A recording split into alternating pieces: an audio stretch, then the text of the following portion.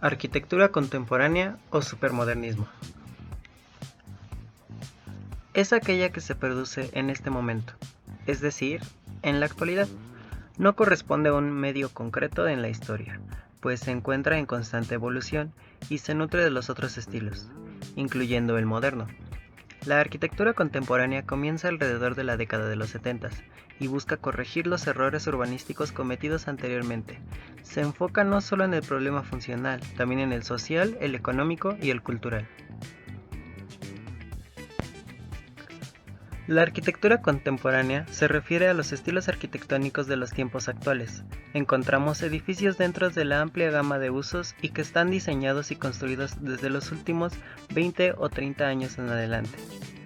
Estos edificios son diferentes a los edificios modernos y carecen de cualquier rasgo de estilos arquitectónicos históricos. Es importante no confundir la arquitectura contemporánea con la arquitectura moderna. Moderno se refiere al estilo particular de arquitectura que fue popular en los mediados del siglo XX, que está separado de dos tipos de estilos contemporáneos populares que se usan actualmente.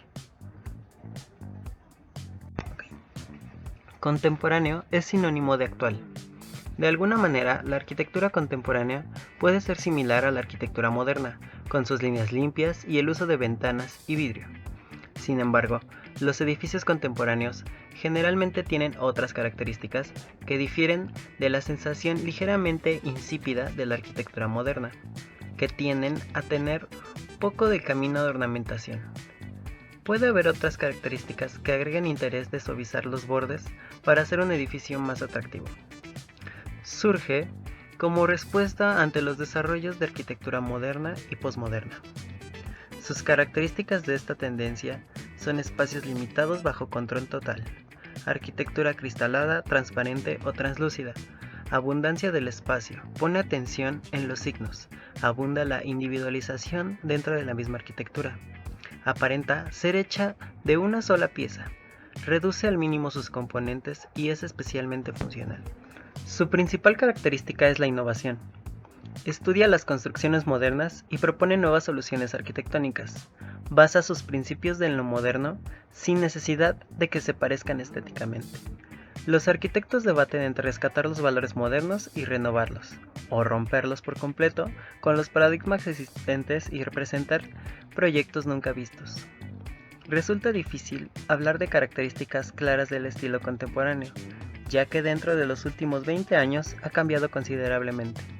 Las tendencias actuales se basan en el equilibrio arquitectónico, amplitud, distribución aleatoria, formas básicas, líneas limpias, mezcla de materiales y recuperación de los materiales naturales. Hace uso de gran enfoque en el exterior y tendrá como objetivo fusionarlo con el interior de la propiedad. Esto se puede hacer usando grandes cantidades de vidrio y ventanal, así como hacer formas creativas a través de combinaciones de colores y decoración. Con la ligereza se aporta al interior un espacio más relajado. Los diseñadores de muebles comienzan a crear sofás, mesas y muebles para el hogar que reflejan un estilo de vida más relajado. La ornamentación hipertrabajada y pesada es reemplazada por líneas rectilíneas limpias. Esto dio paso a hogares contemporáneos que se sientan más livianos de peso y más informales en términos de habitabilidad. Pocos elementos. La era contemporánea de la vida ha dado paso a nuevos materiales, pero también a los interiores con líneas minimalistas y menos cosas. Los pisos desnudos con magníficos acabados, como maderas duras, baldosas de cerámica y porcelana, mármol treventino y piedra ha dado paso a la vida contemporánea. La importancia de los accesorios contemporáneos en el diseño. De manera similar a los periodos de diseño del pasado, los detalles son esenciales en un hogar contemporáneo. Los elementos finos, como los accesorios de iluminación, se mantienen simples y originales. Los pasamanos, barandillas, que a su vez fueron grandes piezas de madera hechas a mano en pasadas décadas, son reemplazados por cables de tensión innovadores, vidrio o materiales industriales. Interiores con un plano de planta abierta. Las casas contemporáneas tienen la sensación de unir todos los espacios interiores en una gran experiencia. El término gran sala se ha utilizado para indicar la eliminación de la mayoría de las paredes y fusionar los espacios de la cocina, la sala familiar, etc. Un plano de planta abierta es ideal y emblemático en los hogares contemporáneos y crea una estética de diseño unificado en todo tu hogar. La ruptura con el pasado en el contemporáneo. Se trata más bien de dejar atrás las reglas de diseño, estrictas y formales, y de ser más abierto y minimalista. Ya sea que decida tener un hogar más ecléctico y mezclar y combinar esas pasadas, o prefiere convertirse en ultramoderno por naturaleza, su hogar debe reflejar su estilo de vida. Los exteriores contemporáneos son igual de importantes que el interior. La mayoría de los detalles exteriores están libres de adornos pesados de edificios históricos clásicos y se reemplazan por formas rectilíneas y curvilíneas simples. Las líneas del techo son distintas, voladizos grandes, y las características únicas como las líneas del techo aparentemente planas, así como los materiales del exterior. Por lo general se combinan armoniosamente con la naturaleza de su hogar en estilos contemporáneos. El uso del diseño de ventana creativo en su hogar puede agregar atractivo contemporáneo instantáneo. El principal exponente de este estilo es Teodoro González de León, al menos aquí en México. Para lograr hablar de la arquitectura contemporánea es importante mencionar demás estilos y arquitectos que ocurrían al mismo tiempo durante esa época. Hablamos de 1980 a 1990. Matthias Geritz, arquitecto y artista plástico. Werner Matthias Geritz Bornert nació en Alemania 4 de abril de 1915. Murió en Ciudad de México el 4 de agosto de 1990. Fue un escultor, poeta, historiador de arte, arquitecto y pintor mexicano de origen alemán asociado a la tendencia de la abstracción constructiva e impulsor de la arquitectura emocional, que tras la Segunda Guerra Mundial se estableció en México, dejando uno de los legados artísticos más importantes de la historia cultural del país, siendo uno de los protagonistas de la modernidad plástica y arquitectónica mexicana. En 1953, Matthias Geritz construyó el Museo Experimental El Eco, la cual representaba una oposición al estilo funcionalista internacional, siendo una creación plástica que exaltaba el valor artístico de la arquitectura. Y en este sentido, el edificio debía ser una obra de arte, en donde el espacio, en combinación con las formas, colores y texturas, fueran capaces de desencadenar la emotividad del espectador. Ese hecho provocó que Matthias Geritz editara el Manifiesto de la Arquitectura Emocional, documento en el que se anotaba el carácter experimental de esta arquitectura, asistiendo en el rescate de la relación hombre-espacio-forma. Sobre esto último decía: solo recibiendo a la arquitectura emociones verdaderas, el hombre puede volver a considerarse como un arte. El arquitecto y artista plástico Juan O'Gorman nació en la Ciudad de México el 6 de julio de 1905. Residió en Tijuana el 18 de enero de 1982. Fue un destacado pintor y arquitecto mexicano, hermano del historiador Edmundo O'Gorman. Juan O'Gorman asume los postulados de Le Corbusier al pie de la letra. Sin embargo, la originalidad de Juan O'Gorman es igualmente evidente, considerando una volumetría más audaz con doble altura exterior en la planta baja de la casa estudio de Diego Rivera. En la osada escalera exterior construida a la base de tabletas de hormigón empotradas en el espacio de Frida, el puente que une a ambos volúmenes, el uso de color rojo, azul y blanco, las instalaciones a la vista, con todo ello, la paleta corbusiana se amplía a referentes de la arquitectura vernácula. Después de 13 años de automarginación profesional, ganó el concurso de la Biblioteca Central de Ciudad Universitaria. Diseñó los murales de mosaico de piedra natural y le sirvió de muestra para reaccionar entre la proliferación y desvirtuación del funcionalismo, reducido a mera ingeniería de edificios que prescinden y excluyen la integración del arte, la expresión de lo nacional y lo regional. Juan O'Gorman afirmó que, en México, la arquitectura moderna es la negación de lo mexicano, La arquitectura moderna mexicana solo puede realizarse actualizando la única y verdadera tradición de México, que es la prehispánica. En las características del arte auténtico deberían ser la formal, piramidal, relación dinámica de ejes y formas, la decoración profusa e interdisciplinar, la exageración tridimensional de volúmenes y espacios, la armonía de forma, color, materia con el lugar y el paisaje. El arquitecto Luis Barragán aportó a la historia de la arquitectura algo que ésta no tenía. Su revolución consistió en un acto de sincretismo entre la modernidad y la idiosincrasia mexicana. Sus muros ciegos, la incorporación de la luz y sombras, hizo que la arquitectura tuviera un cielo abierto y la esencialidad de sus diseños, mexicana y moderna a la vez, propuso una arquitectura revolucionaria hecha de silencios. Barragán: la arquitectura debe de satisfacer el espíritu, y es a través de un vocabulario arquitectónico conformado por elementos como agua, muros, vegetación, patios, luz y color que crea espacios en los que uno puede sentir distintas sensaciones, para lo cual aísla lo interior de lo exterior. Utiliza grandes muros que reviste de una valoración plástica e individual y logra un magnífico manejo de luz y de color, donde la luz ambiental logra animar el espacio. En ocasiones, hace que una ventana puesta a un muro pintado con un color intenso lo bañe de luz y refleja el color tiñendo toda la habitación de ese color. Barragán logra un extraordinario proceso de reinterpretación de raíces culturales, que son retomadas en su arquitectura con una fuerza plástica extraordinaria, dándoles un nuevo significado.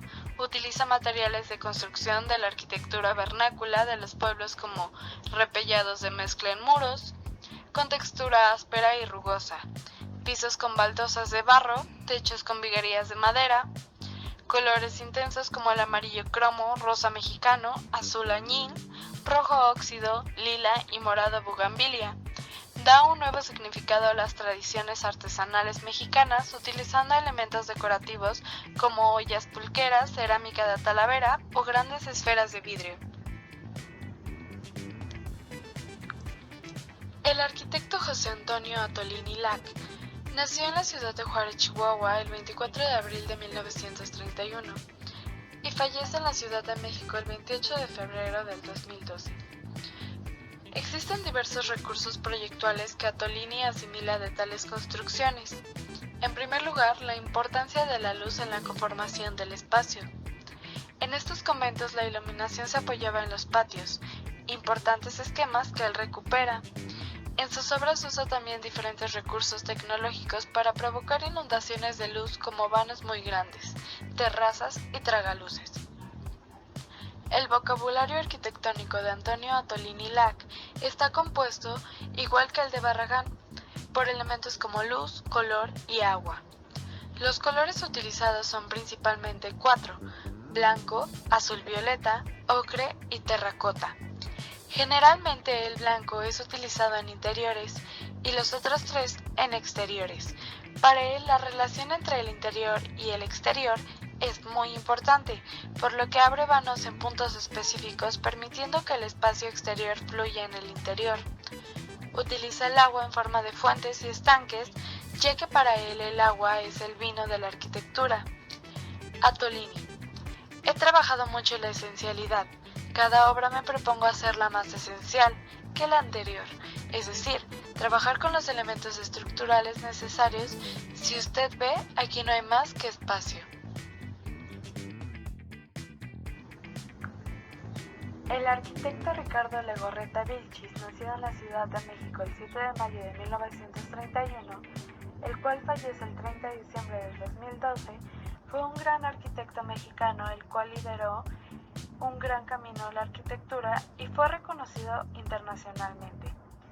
Al hacer una arquitectura enraizada, tomando como modelos arquitectónicos las figuras populares como las coloniales y el moderno de México, Fue una beta que descubrió Luis Barragán, pero que Legorreta llevó a otras dimensiones por el tamaño de sus edificios y los lugares en donde los hizo. Ricardo Legorreta se formó en la Escuela de Arquitectura de la Universidad Nacional Autónoma de México, en plena efervescencia del estilo internacional, y trabajó aún siendo estudiante en el despacho de José Villagrán García, llamado el padre del racionalismo mexicano. Legorreta aprendió a identificar construcciones con gran precisión y calidad, y conocía de cerca los principios de la arquitectura moderna funcionalista, los cuales representan una influencia muy importante en su obra. Sin embargo, Legorreta no comulgaba de manera total con este movimiento arquitectónico basado únicamente en el racionalismo y la funcionalidad, pues para él esa arquitectura no era representativa del estilo de vida del mexicano. Logró traducir las influencias de José Villagrán, Matis Goeritz y sobre todo Barragán en lo que Ned Frampton denominó regionalismo crítico, en su caso expresado en el rescate de tipologías y elementos coloniales que destacan por el uso intensivo del color, si bien su obra más notable son los hoteles Camino Real de la Ciudad de México, 1968, y de Ixtapa, 1981. Su etapa más prolífica se centra en los primeros años 90, el Museo Marco en Monterrey, 1991, el Museo del Niño en la Ciudad de México, 1993, la Biblioteca Central de Monterrey, 1994, la Biblioteca Central de San Antonio, Texas, 1995, y sobre todo el Centro Nacional de las Artes, 1994, en la Ciudad de México. Son parte de su titánica producción en un periodo en el que se consiguió fundir su escenográfica arquitectura con la grande U no capitalista. A continuación, hablaremos del arquitecto plástico Abram Zabludovsky. Abram Zabludovsky-Krawiecki nació en Białystok, Polonia, el 14 de junio de 1924 y falleció en la Ciudad de México el 9 de abril del 2003. Fue un arquitecto y pintor mexicano de ascendencia judío-polaca. Estudió en la Escuela Nacional de Arquitectura de la Universidad Nacional Autónoma de México.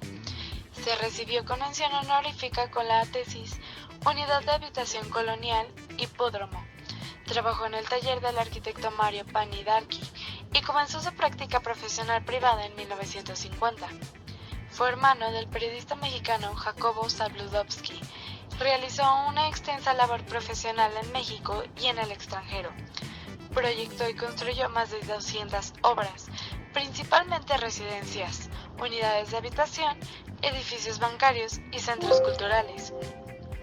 Su obra atiende a los rasgos propios del lugar, delineando un lenguaje propio caracterizado por la revaloración del muro, la búsqueda de texturas durables, particularmente mediante el empleo del concreto cincelado con grano de mármol, expuesto, y una concepción espacial que retoma la tradición de la arquitectura mexicana de patios, pórticos y taludes, que relacionan el interior de los edificios con el espacio urbano. Teodoro González de León, arquitectura contemporánea e inteligente. Nació el 29 de mayo de 1926 en la Ciudad de México. Estudió la Escuela Nacional de Arquitectura en la Universidad Nacional Autónoma de México de 1942 a 1947. Trabajó con Carlos Obregón Santacilia, Carlos Lazo y Mario Pani Darky. Apareció en el anteproyecto de la ciudad universitaria con los arquitectos Armando Franco y Enrique Moral. Gracias a una beca del gobierno francés, trabajó durante 18 meses en el taller de Le Corbusier en Francia. A partir de 1947, en donde colaboró con los residentes de Unit Habitation of Marsella,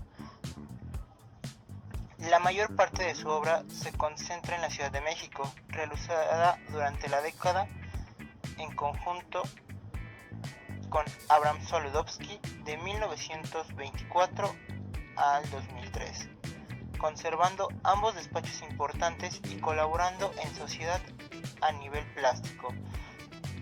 Arquitecto de renombre internacional, fue congruente con la amplia visión del movimiento moderno, convencido de la estadística de la abstracción, autor de obras de gran tamaño, muchas de ellas en la Ciudad de México, famoso por el uso del concreto cincelado de enormes bloques minimalistas que le impusieron un sello característico en todas sus obras. Algunos autores lo dominan brutalista, fundador de una corriente del pensamiento arquitectónico consumada en México, basada en la honestidad del material, la simpleza de la composición y la abstracción. Su obra hace una genuina referencia involuntaria a grandes ejemplos de la arquitectura prehispánica como Teotihuacán y Monte Albán.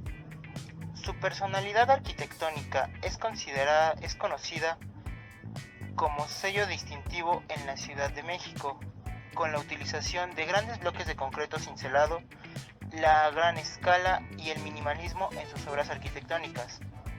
El Auditorio Nacional, el Museo Tamayo, el Conjunto Urbano Reforma 222 son algunas de sus obras más importantes, mismas que se han convertido en símbolo y referencia de la Ciudad de México.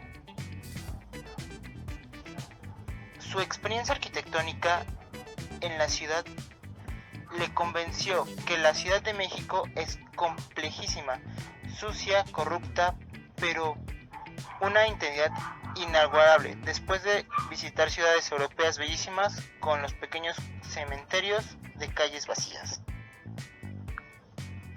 Análisis de la obra. Siendo la raíz contemporánea y tendencia brutalista, el Museo Tamayo de Arte Contemporáneo, Ciudad de México, ubicado en Paseo de la Reforma número 51, Colonia Bosques de Chapultepec, Alcaldía Miguel Hidalgo, código postal 11580. Su construcción empezó en 1979 y terminó en 1981. El edificio recibió el Premio Nacional de la Arquitectura ese mismo año. El Museo Rufino Tamayo fue diseñado por los arquitectos Teodoro González de León y Abraham Saludowski. Se encuentra localizado en la Ciudad de México, en la Avenida Reforma, la cual es uno de los ejes culturales más importantes de México.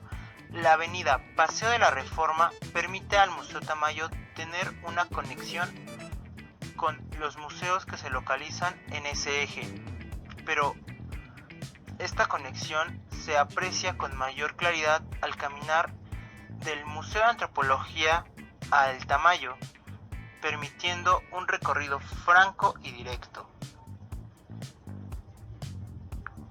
Respuesta dada al concepto. El museo tiene una gran respuesta ante el concepto original, esto por la razón de que cumple con la mayoría de los aspectos que se buscaron en el momento de su idealización. Cabe aclarar que no todas las obras logran tener este nivel de satisfacción con el resultado como lo tuvo este museo.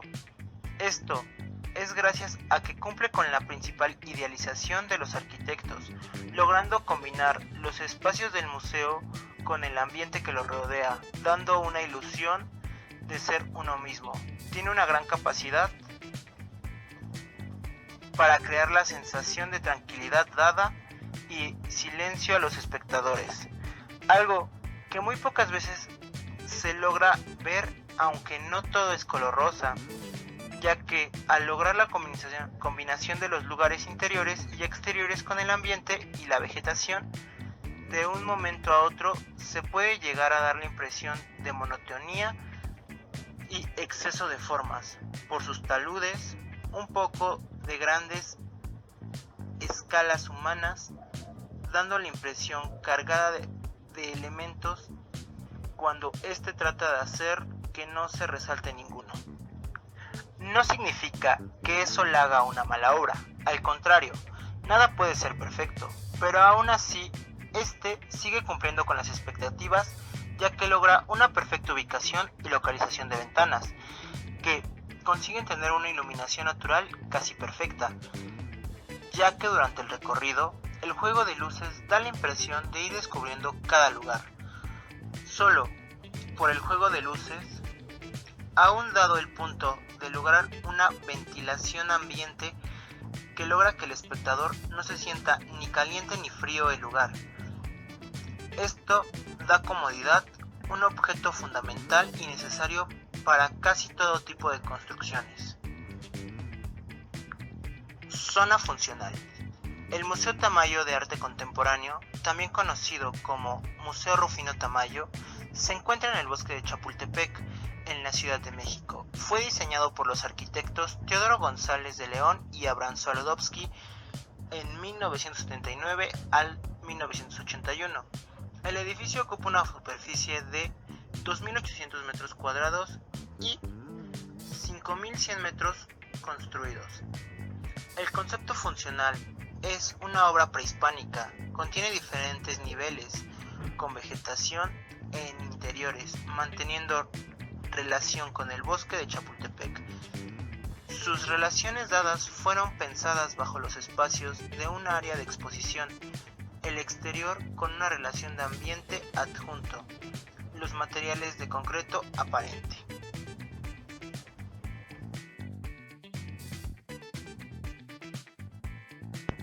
Espacio arquitectónico, caras exteriores. Hablando más a fondo sobre la estructura, de primera impresión puede aparecer una gran masa de concreto de prismas rectangulares superpuestos.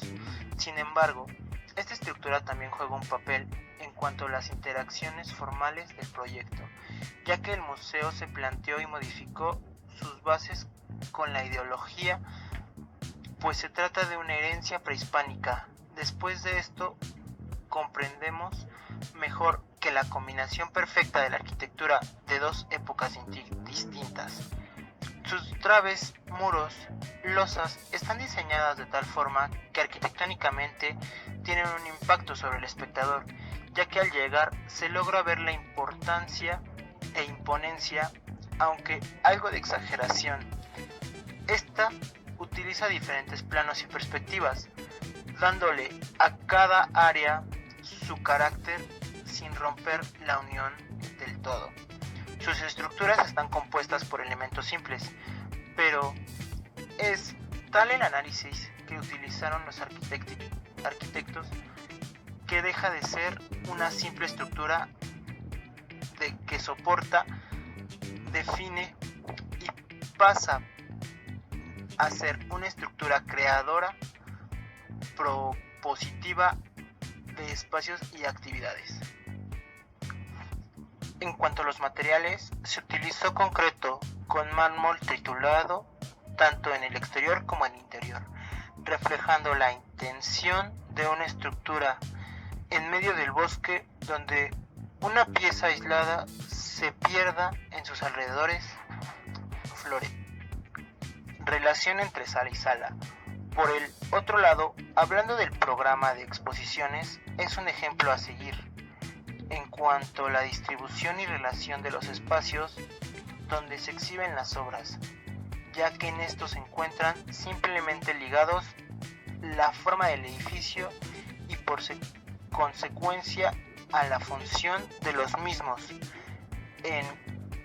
Alzado perfectamente en el recorrido, la iluminación permite al espectador poder contemplar las obras expuestas en su totalidad, alternando con los matices de los espacios conforme se avanza por exposición, provocando una sensación de cambios, pero de comodidad siempre.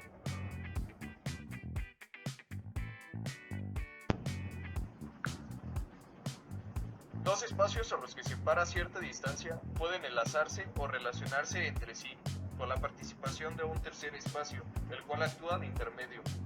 Esto es lo que sucede con la mayoría de las salas, pues al parecer es una sola, pero conforme la vas descubriendo notas que hay salas conjuntas y relacionadas, y así es como sucede con el edificio y la edificación de los taludes, mostrando la naturaleza, el espacio intermedio, los taludes.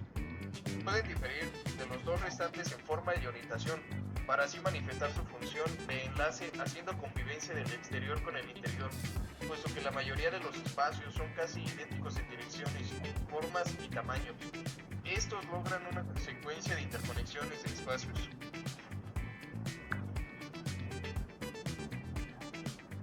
Al entrar, se puede encontrar un espacio interior dentro de otro más grande. Estos dos difieren tanto en su forma como su orientación.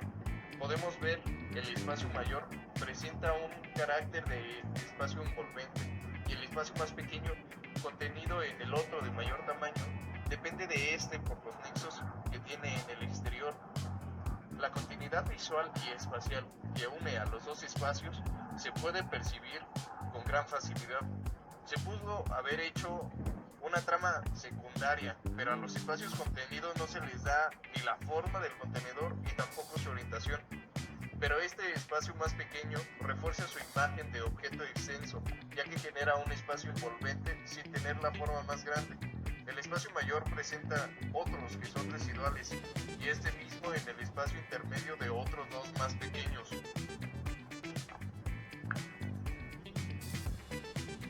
Al entrar a esta sala encontramos que hay dos espacios vinculados por uno en común, pero en este difieren de los otros dos tanto en forma y posición, y hay un espacio que genera su propia individualidad.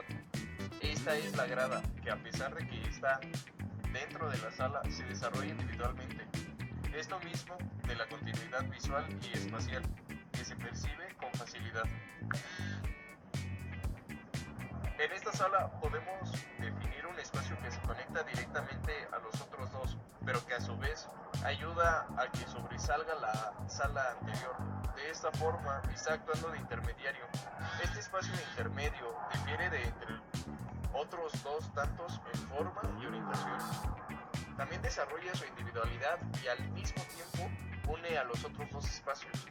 Este espacio al que nos lleva es una pequeña terraza, donde se encuentra una placa con el nombre del museo. Es un espacio aislado con el exterior, pero aquí no hay techo. Cuando damos final al recorrido en esta sala, nos devuelve a la entrada y la continuidad. Se siente al salir de sus puertas, pero no se siente forzada. Percibimos que nos han llevado lentamente por un rumbo planeado para sentirnos cómodos a los cambios a cada paso. La rampa sirve de espacio intermedio, tiene una forma y orientación diferente a los espacios y que está vinculado. Así está mostrando su función de enlace. También este espacio esté contenido dentro de otro, lo que le da continuidad visual. Esta exhibición en el aspecto del espacio que había era muy pequeña y sin forma. Era un cubículo bastante aburrido.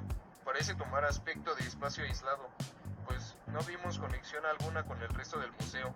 Forma una complejidad de singularidades, pues tampoco había una distribución de las exhibiciones de manera que llamara la atención. En lo particular, esa sala no tuvo mucha gracia. Se puso especial atención en el diseño de los espacios interiores que, iluminados con la luz natural y artificial, crean diversas atmósferas que intensifican la relación del visitante con las obras del arte. Planos base elevados para este elemento es la base de la segunda planta. Escaleras sirven para marcar los espacios y hacer el recorrido un poco diferente, no tan lineal. Los planos inclinados para este plano son las rampas que se presentan en la edificación, ayudando a conectar la planta alta, así como diferenciar los espacios, dando un recorrido sin interrupciones. Y de paso apoya el recorrido de personas minusválidas o con algún problema físico. La distribución y relación de los espacios donde se exhiben las obras siempre se encuentran ligados de una forma del edificio y por consecuencia a la función de estos. El recorrido y la iluminación permite al espectador el poder contemplar las obras expuestas en su plenitud, jugando con los matices de los espacios conforme se avanza. El recorrido del museo es lineal, ya que se rige por un pasillo y las rampas, lo cual te va llevando poco a poco por cada espacio. Es dinámico y grato. Se puede terminar en el pasillo trasero usando las rampas intercaladas entre las salas, descendiendo a un piso final del recorrido. En cuanto a la distribución de los espacios, se podría decir que es radial, ya que los espacios están alrededor del pasillo central. La amplitud y espacialidad son una virtud del edificio, considerando como uno de los pocos ejemplos en México de arquitectura contemporánea destinada desde su proyecto original a la labor museística. El edificio se incorpora armónicamente al entorno gracias a su forma piramidal, lo cual remite a la arquitectura prehispánica. Como se puede observar, esta edificación está compuesta por figuras rectangulares, estas estando en una armonía, lo cual nos hace referencia a las escalinatas de las pirámides. Los taludes se extienden hacia el suelo. Esto atrapa al edificio y le permite emerger del suelo como un elemento rígido y fuerte. Pero, por lo contrario, es demasiado exagerado por el peso del edificio. Esta edificación, por su forma alargada y su poca altura, además de la sensación de que emerge del suelo, transmite rigidez, cumpliendo el concepto del cual es la similitud a una pirámide. La cubierta está realizada por losas sostenidas por traves ahogadas, que transmiten sus cargas a columnas escondidas sobre sus muros. Se puede observar que están conformados por cuerpos rectangulares de diferentes tamaños y en diferente posición, de lo cual resulta en un dinámico panorama con una especie de degradación por las alturas que presentan en cuanto a su horizontabilidad y repetición de elementos. Hablando del contemporáneo, el México de los 80 se caracterizó por hechos que marcaron sobre todo la sociedad, afectando la manera en que se construía. En ese entonces se buscaba un estilo propio, aunque retrasado por los problemas sociopolíticos, que a finales logró retomar elementos del pasado en su propia historia y arte, dando lugar así a lo conocido como arquitectura mexicana, comenzando a tener sentimientos y emociones, haciendo uso de materiales, formas y estilos, recordando a el México antiguo. A todo esto se le conoce como contemporaneidad, que ayudó al país a crecer después de un olvido total de las raíces de la arquitectura. En la actualidad, obras como las de Luis Barragán o el mismo Teodoro González de León nos recuerdan que México tiene un estilo propio en la arquitectura, envuelto por las problemáticas mundiales y nacionales, en todos los ámbitos posibles, así como la lucha de los mexicanos por salir adelante e intentar recuperarse, poner un pie frente al otro, enseñando lo que este país tiene para mostrar al mundo y a sus habitantes. Como consecuencia, tenemos que se logró construir el Museo Rufino Tamayo de Arte Contemporáneo, que gracias a lo planeado del proyecto por los arquitectos, es un museo de éxito mundial, de gran atractivo turístico y que en su momento respondió a la necesidad cultural y artística de la sociedad de la época, usando los avances de los 80s unidos por un gran desarrollo creativo, extrayendo ideas del pasado. Crea así Teodoro González de León un museo que no es más que una pieza de arte monumental en la que se exhiben piezas de arte.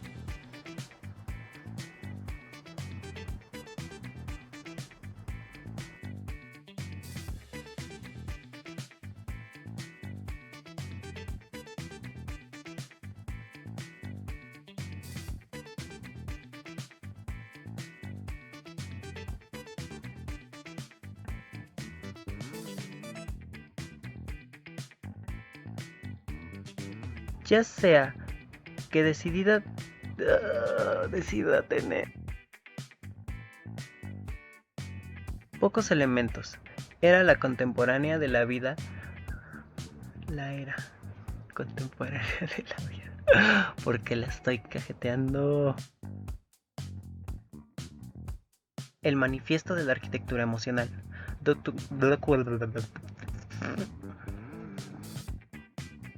Los edificios contemporáneos generalmente tienen otras características que difieren.